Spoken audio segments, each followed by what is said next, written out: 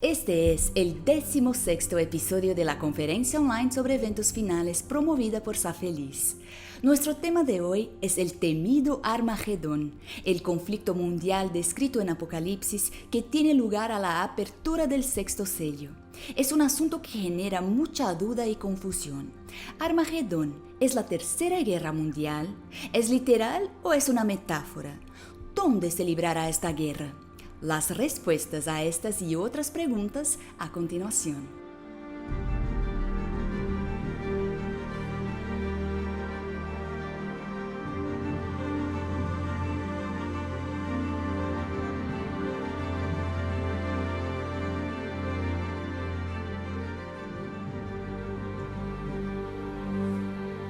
Cuando se trata del fin del mundo, una sola palabra es suficiente para transmitir la idea del fin: Armagedón.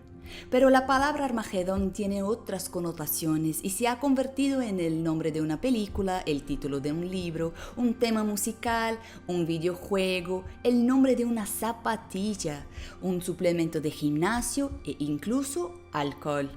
Pero, ¿qué es el Armagedón en la Biblia?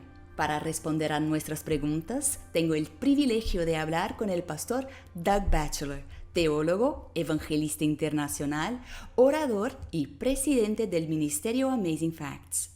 Gracias por estar con nosotros. Pastor Batchelor, con tantos usos del término Armagedón, ¿qué queda de significado para el Armagedón bíblico? ¿Qué es el Armagedón en la Biblia? Sí, incluso tengo una raqueta de tenis que se llama Armagedón, así que supongo que eso me facilita las cosas, pero no estoy seguro. De todos modos, voy a empezar por leer el versículo que sitúa el contexto, porque la palabra Armagedón solo aparece una vez en toda la Biblia y en ningún otro lugar en lengua griega, así que hay algún misterio al respecto. Pero vamos a leerlo. Este pasaje se sitúa en el marco de las 7 copas de la ira divina que están siendo derramadas y lo menciona hablando de la sexta copa y plaga. Y empieza en Apocalipsis capítulo 16, versículo 12. El sexto ángel derramó su copa sobre el gran río Éufrates, y el agua de ese se secó para preparar el camino a los reyes del oriente. Vi salir de la boca del dragón, de la boca de la bestia y de la boca del falso profeta 3 espíritus inmundos semejantes a ranas. Son espíritus de demonios que hacen señales y van a los reyes de la tierra, en todo el mundo, para reunirlos para la batalla de aquel gran día del Dios Todopoderoso. Este es uno de los pocos lugares que aparece en letra roja, en las Biblias de letra roja. Jesús es quien ahora habla. Yo vengo como ladrón, bienaventurado el que vela y guarda sus vestiduras, no sea que ande desnudo y vea su vergüenza.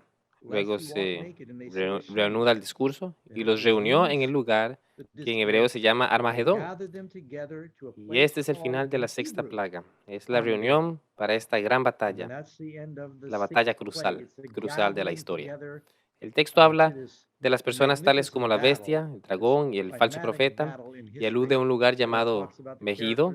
Har significa colina de, y Megiddo es un lugar de Israel donde tuvieron lugar grandes batallas, y luego menciona el río Éufrates, que no está cerca de Megiddo. Así que hay un misterio aquí. Pero así es como aparece en la Biblia en el marco de la sexta plaga, y el texto precisa que tras la séptima plaga Jesús viene, y luego indica el contexto histórico donde la batalla tiene lugar. ¿Y cuándo sucederá eso? Sí, bueno, no nos da precisiones sobre el tiempo, pero parece que el Armagedón comienza justo en el momento en que termina el tiempo de gracia. Eso significa que los salvados se salvan y los perdidos se pierden. Y las 7 últimas plagas ya están cayendo. Y si seguimos leyendo en el capítulo 16 del Apocalipsis, cuando llegamos al capítulo 18 y 19, habla de la caída de Babilonia, y para esta gran batalla Jesús viene montado en un caballo blanco. Y entonces vemos la batalla desplegarse. Pero hay mucho simbolismo en el Apocalipsis, así que hemos de tener cuidado de no mezclar lo literal con lo simbólico. Hablando de literal y simbólico, Es el Armagedón literal. Bueno, quizá para nuestros amigos que viven al sur de la América Central, no sé si están algo familiarizados con la historia de los Estados Unidos, pero hubo un muy famoso general llamado Douglas MacArthur, que fue uno de los generales claves de la Segunda Guerra Mundial. A mí me pusieron mi nombre por él. Tras la Segunda Guerra Mundial, hizo un famoso discurso donde dijo, ya sabes, tras tanta muerte, 60 millones de personas murieron en el mundo en la Segunda Guerra Mundial, porque hubo tanta muerte y tanta carnicería que él dijo, si no encontramos una forma más razonable de resolver nuestras diferencias, y estoy parafraseando aquí, el Armagedón estará a nuestras puertas. Así que cuando este famoso general comparó el concepto de Armagedón con la Segunda Guerra Mundial, muchos dedujeron que el Armagedón sería una tercera guerra mundial. Y muchos citaron a MacArthur diciendo, sí, bueno, vamos a tener la batalla de Armagedón y vamos a tener una tercera guerra mundial si no aprendemos cómo llevarnos bien. Y creo que incluso el Papa Francisco hizo una alusión a eso, diciendo que estamos al borde de una tercera guerra mundial, pero la tercera guerra mundial puede ser una guerra cibernética. Así que hay mucha confusión sobre este tema. He viajado por bastantes países, he estado en Israel por 3 veces y una vez fui con un grupo de ministros de muy diferentes denominaciones. Y como era un viaje muy económico, me dije, bueno, sería genial. Que a medida que pasamos de una localidad a otra, diferentes ministros de diferentes iglesias presentaban devocionales, uno tras otros, todo de diferentes denominaciones. Muchas de ellas carismáticas. Y recuerdo cuando fuimos al valle de Jezreel, a Megiddo, y uno de los pastores decidió que iba a presentar un devocional sobre la batalla de Armagedón y dijo, sí, pronto este valle que vemos aquí, y se puede ver bien todo el valle, no es muy grande, en este valle que vemos aquí, pronto todos los ejércitos de China y los ejércitos de Rusia se van a reunir contra Israel y combatirán esa gran batalla y la sangre llegará a la altura de la brida de los caballos. Pero yo pienso que no, que la batalla de Armagedón no será así. No va a ser una batalla entre naciones territoriales y sus ejércitos. No será una batalla política. Armagedón se refiere a lo que anuncia Apocalipsis, capítulo 12, al final, versículo 17. Entonces el dragón se llenó de ira contra la mujer y se fue a hacer guerra. Así que hay una guerra contra el resto de la descendencia o remanente de ella. Estos descendientes son gente de los últimos días y esa mujer es la iglesia de Dios, los creyentes. Y esta será una guerra del diablo contra el pueblo de Dios en los últimos días. Y luego en la culminación vemos Jesús cabalgando triunfantemente al rescate de los suyos en el capítulo 19. Y la batalla final es cuando Satanás, después de la resurrección, lanza a Gog y a Magog contra el pueblo de Dios y desciende fuego del cielo. Así que en esta guerra hay muchas batallas que culminan en la batalla de Armagedón. Hay una batalla que tiene lugar justo antes de que Cristo venga, otra cuando viene también a liberar a su pueblo, y luego la batalla final cuando Satanás quiere atacar a la ciudad de Dios, al pueblo de Dios, después del milenio. Así que hay que tener en mente cuando lees el Apocalipsis todos los personajes, el dragón, la mujer, las ranas. Jesús es descrito viniendo con una espada que sale de su boca. Bueno, no va a tener literalmente una espada. El arma principal que ganará esta batalla es la palabra de Dios. La Biblia nos dice claramente lo que representan estos símbolos. Si leemos en Hebreos capítulo 4, se nos dice que la palabra de Dios es viva, eficaz y más cortante que toda espada de dos filos. Y Efesios capítulo 6 nos habla de ponernos la armadura de Dios. Y la espada del Espíritu es la palabra de Dios. Así que no tenemos que adivinar. Cuando habla de esos tres espíritus inmundos que van a los reyes de la tierra para engañarlos, la clave para entender el Apocalipsis está en mirar en otras historias de la Biblia. Y este relato bíblico nos habla de tres espíritus inmundos saliendo de la boca de la bestia, el dragón y el falso profeta, que van a los reyes de la tierra para engañarlos, usando poderes sobrenaturales y milagros justo antes de la gran batalla. Se necesita que volvamos con la mente al relato de una gran batalla relatada al final de Primera de Samuel entre los israelitas y los filisteos, ante la cual el rey Saúl consulta a un espíritu maligno.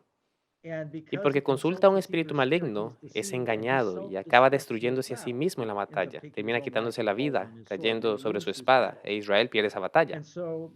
Hoy, mucha gente de religiones falsas y gente no convertida va a ser engañada. Por eso Jesús dijo que en los últimos días habrían muchos falsos profetas y muchos falsos cristos. Ten cuidado, que nadie te engañe. Y Jesús dice que si fuera posible, incluso los escogidos serían engañados. Así que tenemos que ser cuidadosos para no escuchar a esos falsos profetas y otras voces falsas en los últimos días, porque están enseñando cosas diferentes a la palabra de Dios. Habrá espiritismo entre los cristianos profesos y van a creer que pueden hablar con los muertos. Sabemos por la Biblia que los muertos nada saben, no pueden comunicarse con los vivos. Pero el diablo va a hacerse pasar por los muertos, al igual que hizo con el rey Saúl para engañar y crear desánimo y confusión. De modo que no van a estar preparados para este combate. Y hay otra historia en la Biblia que contiene una clave para comprender la palabra Armagedón. Como dije, la palabra tiene algo de misteriosa y parece que proviene de la palabra Har, que significa colina de Megido.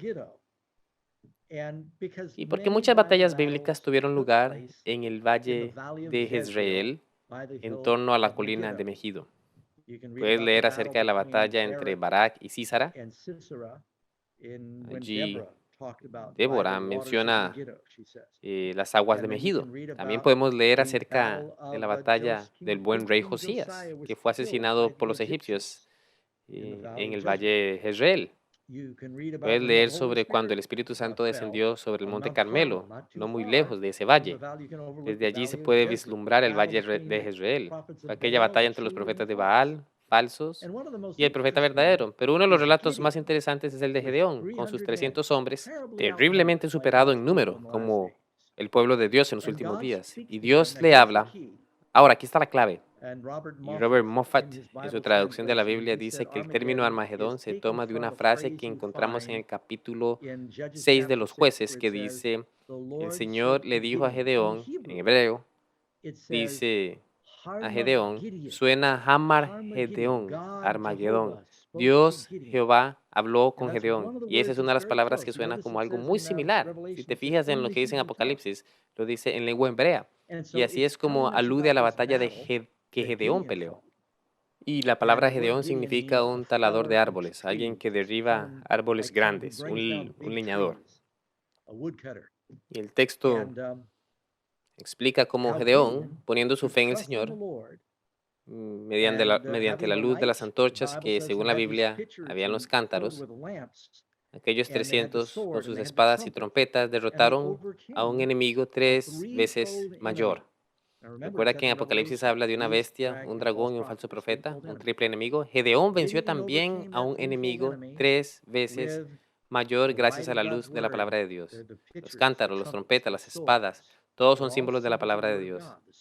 La espada, la trompeta, el texto dice, levanta tu voz como trompeta. Y la Biblia es como una lámpara a mis pies y una lumbrera a mi camino. Y con solo el sonar de la trompeta y sus gritos, consigue hacer huir a todos sus enemigos. Los madianitas, los amalecitas y el pueblo del este, 3 viejos enemigos. Todos fueron destruidos, al igual que encontramos en el Apocalipsis, donde el pueblo de Dios derrota la bestia, el dragón y el falso profeta a través de la palabra de Dios. ¿Cómo enfrentaremos al enemigo en esa batalla? Porque solo los locos van a la guerra sin entrenamiento y sin armas. Dios no pide a su pueblo que vaya a comprar armas de fuego o artillería para luchar contra el diablo. Nuestra defensa va a ser la palabra de Dios. Jesús ya dijo que seríamos llevados ante reyes y gobernantes para dar testimonio. La primera parte de la batalla de Armagedón comienza antes de terminar el tiempo de prueba. Habrán leyes religiosas, leyes con las que el diablo va a intentar que el pueblo de Dios renuncie a su fe. Y habrá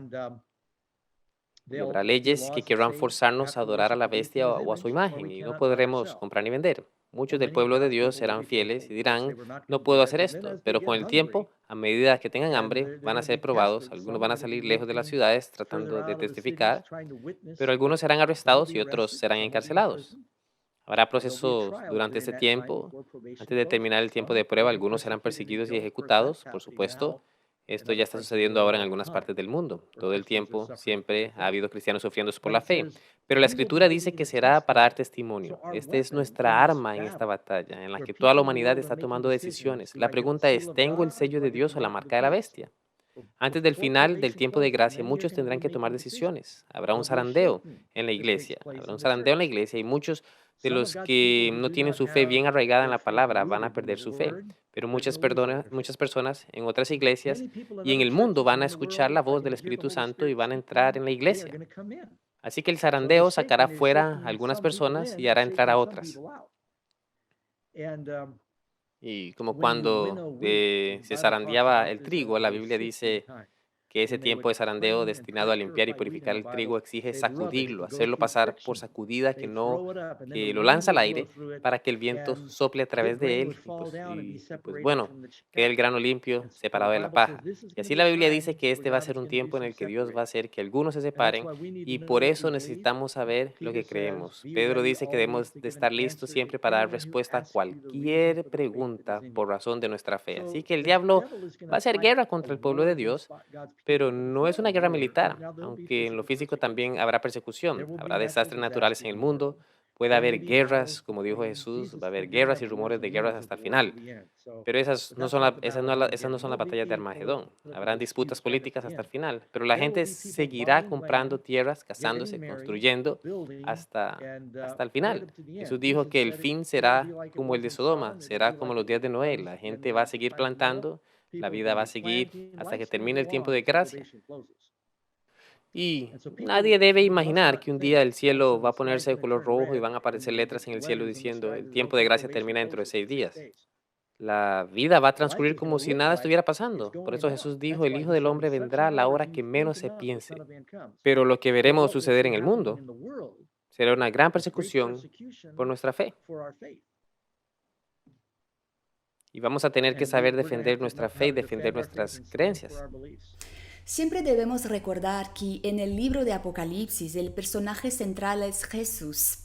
A menudo nos enfocamos mucho en los sellos, en el decreto de muerte, en el Armagedón, pero olvidamos que la revelación es sobre Jesús, ¿es cierto? Entonces, ¿qué faceta de Jesús, pastor, podemos conocer de este asunto del Armagedón? Cuando el sexto ángel derrame su copa, según Apocalipsis 16:12, el sexto ángel derramó su copa sobre el gran río Éufrates. El agua de este se secó para preparar el camino a los reyes del oriente. El texto habla de una liberación, y ese rey que viene del este nos recuerda que el sol de justicia surge del este. Está hablando de la venida de Jesucristo. Debido a la forma en que el mundo gira, siempre se entendió que el Mesías vendría a liberar desde allí. Y la antigua Babilonia estaba protegida por el río Éufrates. El Éufrates era la fuente de vida del pueblo de Babilonia y pasaba por debajo de las murallas. Y el rey Nabucodonosor construyó hermosos jardines colgantes con todo un sistema de noria para bombear el agua. Construyó una gran pirámide escalonada para darle a su esposa una montaña artificial porque echaba de menos las montañas de su país. Así que hicieron cosas increíbles con el río Éufrates. Bueno, después de morir Nabucodonosor, el del reino glorioso, reinó su hijo Evil-Merodach. No reinó mucho tiempo, solo se menciona brevemente en Jeremías, en el último capítulo. Y luego, el siguiente rey fue Nabonidus. Fue un gran estudioso que se retiró a estudiar y dedicarse a la arqueología y dejó a su hijo Belsasar a cargo del reino. Bueno, después los medopersas vinieron a luchar contra Babilonia. Eran los reyes del este. que se habían dado cuenta de que habían dejado reinado a un rey incompetente. Este montó una gran fiesta en lo que adoraban a todos sus dioses falsos y estaban exaltando a sus dioses. Eso se lee en el libro de Daniel capítulo 5. Estaban honrando a sus dioses de madera y de piedra, hierro y arcilla, algunos de los mismos metales que se mencionan en Daniel capítulo 2, adorando a todos los ídolos. Y los estaba honrando con los vasos sagrados de la casa de Dios. Nosotros también somos vasos. La Biblia dice que Dios es el alfarero y nosotros la arcilla. Somos vasos, al igual que Gedeón tenía antorchas dentro de sus vasijas. Nosotros somos vasijas de Dios. Y así en los últimos días, cuando los vasos de Dios están siendo perseguidos por el diablo, esto es lo que va a pasar. Los medo-persas, Darío y Ciro, eran los reyes del este. Ciro desvió el río Éufrates. El capítulo 45 de Isaías predijo que eso sucedería. Desviaron el río Éufrates excavando una gran zanja. Pusieron a todos sus soldados en la excavación, una zanja lo suficientemente grande como para desviar el río hacia un lecho como un lago. Al romper la presa, de repente el río cesó de fluir hacia Babilonia. Eso es lo que significa que el río Éufrates se secó para dar paso a los reyes del este. Y cuando el agua dejó de correr bajo los muros de Babilonia, el nivel del agua se redujo hasta tal punto que el ejército persa fue capaz de marchar durante la noche, mientras que la ciudad estaba ebria en un banquete. Los persas abrieron las puertas que habían quedado desatendidas y conquistaron la ciudad en una noche, en una oleada, como Daniel predijo que pasaría. Así que cuando nos dice el Apocalipsis que el río Éufrates va a secarse, lo que hace es una referencia a aquel relato de la historia que abrió el camino a los reyes del este. Los persas y los medos permitieron que el pueblo de Dios volviese a la tierra prometida. Jesús, el Padre y el Hijo vienen. La Biblia dice que Cristo viene en la gloria del Padre. Van a venir con el Espíritu de Dios. Por supuesto, Dios el Padre envía a Jesús. Y ese es el símbolo de los reyes del este que vienen a liberar al pueblo de Dios para que podamos ir a la Nueva Jerusalén. Aquí hay una analogía con un relato del Antiguo Testamento de cómo Dios va a liberar a su pueblo en los últimos días. ¿Qué mensaje nos da Dios a través del estudio del Armagedón? Esa es una gran pregunta. Creo que debemos tener la fe de David cuando fue contra Goliat. Dijo: tú vienes contra mí con espada, lanza y jabalina, pero yo voy contra ti en el nombre de Jehová de los ejércitos. Y David tomó una piedra. ¿Recuerda lo que hace caer a la imagen en Daniel capítulo 2? Es una piedra. Cristo es la roca de la eternidad. Y si tenemos nuestra casa construida sobre la roca, no debemos tener miedo de la tormenta que viene. Nuestra casa se mantendrá firme. Y finalmente, ¿cómo podemos prepararnos para la batalla final? ¿Cómo prepararnos para la batalla de Armagedón? Como los soldados se preparan en campos de entrenamiento. Y estoy seguro de que es lo mismo en Brasil que en los Estados Unidos. Es un entrenamiento muy riguroso y algunos lo consiguen, pero otros no consiguen superar las pruebas. Quiero decir, tienen que ser excluidos porque no tienen la fortaleza física o mental, no tienen la resistencia que aseguran que estén preparados. Y nos preparamos en las pequeñas batallas de la vida, cuando pasamos por pruebas. Pedro dijo que no nos sorprendamos de las pruebas duras que nos sobrevienen, porque Dios está preparando nuestra fe ahora para la batalla final. David estaba preparándose para luchar contra Goliat y podría decir que había estado practicando su onda durante años. Había luchado contra osos y había luchado contra un león, y a través de esas pruebas que le llegaron cuando era pastor, pudo decir: ahora estoy preparado para luchar contra el gigante. Así que siendo fieles cada día, manteniendo en forma nuestra espada, reteniendo versículos de la Biblia, seremos diestros en usar nuestra espada, en conocer la palabra de Dios. Y si somos fieles en la oración, sabremos compartir nuestra fe. La Biblia dice que si practicamos dando testimonio ahora, no tendremos miedo de defender nuestra fe más tarde. Esa es la mejor manera de prepararnos para lo que va a venir. Si somos fieles en lo pequeño, estaremos listos para la batalla de Armagedón. Bien, gracias. Ha sido un placer y espero que todos se sientan animados con la buena noticia de que Jesús viene y sabemos quién finaliza la batalla.